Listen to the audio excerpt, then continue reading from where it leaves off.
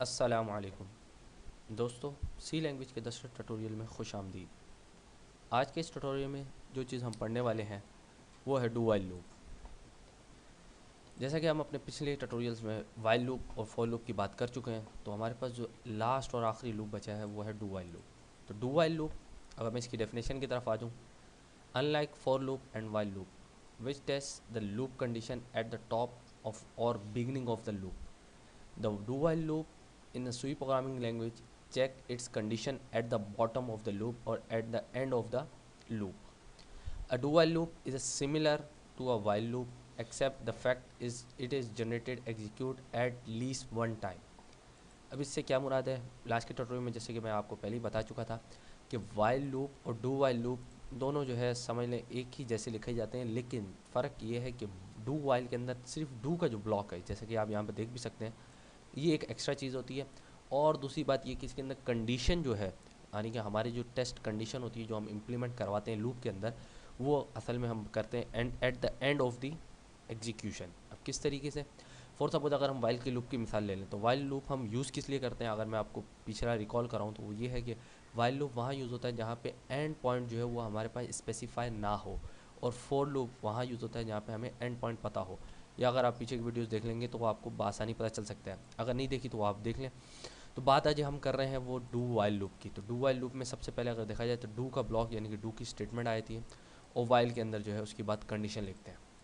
अगर मैं आपको इसकी रियल वर्ल्ड एग्जांपल दूँ या रियल लाइफ से रिलेटेड एक मिसाल दूँ तो आपको बहुत अच्छे तरीके से क्लियर करेगी। वो ये कि जैसे कि आपने कुरियर कंपनीज़ देखी होंगी, कुरियर कंपनी से मुराद TCS, OCS और मैनीसॉन, पोस्ट ऑफिस समझ लें, कुछ भी समझ लें, जो आपको जो है कुरियर यानी कि जो आपका सामान है आपको घर पे पहुंचाती है एक से लेके दूसरी जगह।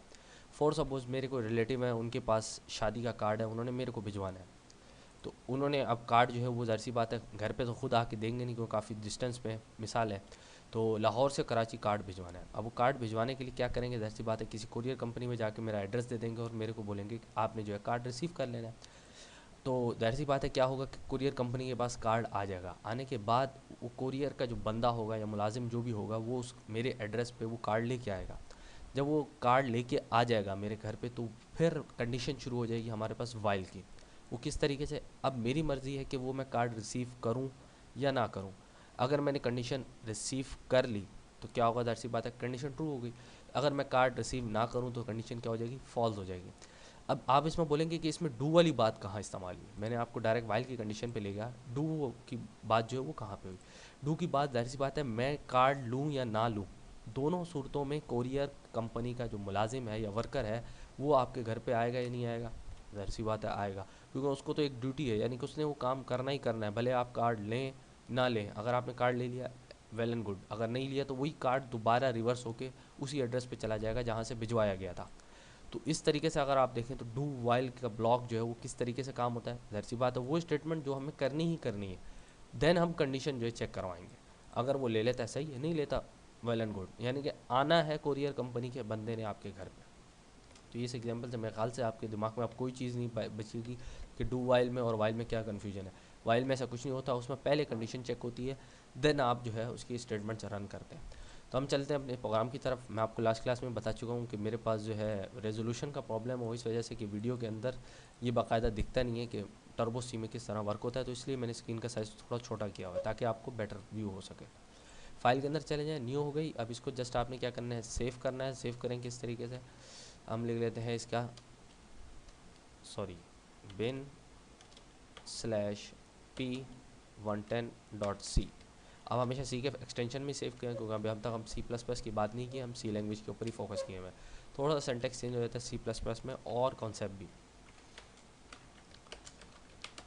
देन हम सबसे पहले ये लिख देते हैं, ठीक है। देन हमने एक इंटीजर आई के नाम से वेरिएबल ले लिया है, 0 इज़ इक्वल टू 0। इनिशियलाइज और डिक्लेरेशन दोनों चीज़ें करवा दी हैं। देन हम क्या कर रहे हैं? डू। डू का ब्लॉक मैंने लिखा। ज़ाहिर सी बात है अगर मैं यहाँ पे कुछ भी लिख दूँ, print F the value is, ज़ाहिर सी बात है यहाँ पे क्या वैल्यू आ जाएगी हमारे पास? %d। अब %d जब यहाँ पे आएगा कोमा करके हमने आई की वैल्यू यहाँ प्रिंट करवा दी। अब होगा क्या इसमें? अभी डू का ब्लॉक यहाँ पे कंप्लीट हो चुका है। देन हम आ जाते हैं वाइल में। वाइल में जैसे कि मैंने आपको बताया कि कंडीशन यहाँ डिक्लेयर करेंगे। अब आई क्या है, लेस देन इक्वल टू 10 है, छोटा है 10 से, जाहिर सी बात है आई जो है वो लेस से छोटा है, लेकिन मैं कंडीशन को फॉल्स करके आपको पहले दिखा देता हूँ। आई बराबर है 10 के, जाहिर सी बात है नहीं, ये आप कहेंगे रॉन्ग है, लेकिन अगर इसको मैं चलाऊँ किस तरीके से, गेट सी एच ई लगा दें सबसे पहले, और जहाँ पे वेरिएबल डिक्लेयर और इनिशलाइज होते हैं उसके बाद C L R S C R लगा दें ताकि आपको स्क्रीन जो है वो खाली दिखे। कंट्रोल एफ़ करें और ये देखें द वैल्यू इज़ ज़ीरो, हालांकि कंडीशन जो है वो हमारी क्या है, फॉल्स है, कंडीशन हमारी फॉल्स है। अगर मैं यहाँ यही लिखूँ आई लेस देन, इन्फिनिटी लूप हो गया, एक मिनट हो गया,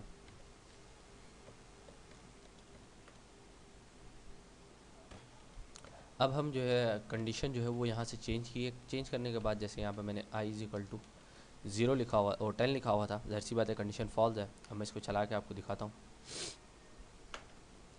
द वैल्यू इज़ 0 आ गई, 0 इसलिए क्योंकि आई की वैल्यू अभी 0 की हुई है। लेकिन जब मैं इसको लेस देन 10 करता हूँ, अब जाहिर सी बात है इसने वाइल के लूप की तरह एक्ट करना चाहिए, तो ये देखें 0 से लेके 9 तक, यानी कि लेस देन 10 अगर इक्वल टू कर दूंगा तो ये वैल्यू जो है आई की प्रिंट हो रही है। तो क्या चीज़ इसमें पता चली, अगर वाइल लूप की देखा जाए तो उसके अंदर अगर कंडीशन फॉल्स हो जाती थी तो जाहिर सी बात है ये वैल्यू प्रिंट नहीं होती थी, जैसे कि आप ये देख सकते हैं द वैल्यू इज़ %d।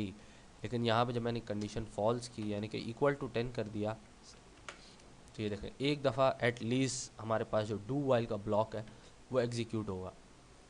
तो इससे क्या चीज़ समझ आती है, वो ये है कि वाइल लूप और डू वाइल है तो सिमिलर ही, लेकिन इसमें डिफरेंस जो है वो डू ब्लॉक का सिर्फ, ये अगर आप देखें ये डू का जो ब्लॉक है ये असल में जो है डिफरेंस क्रिएट करता है वाइल और डू वाइल में, अदरवाइज़ कोई सिमिलरिटी नहीं है। हाँ बस एक चीज़ याद रखिएगा एमसीक्यूज़ के लिहाज से, वो ये कि the loop which is execute at least one time condition true or false, whether the condition true or false कब हो जो भी हो, लेकिन डू वाइल ने जो है वो कम से कम एक दफ़ा ज़रूर चलना है, जैसे कि मैंने आपको भी इस सामने करके भी दिखा दिया।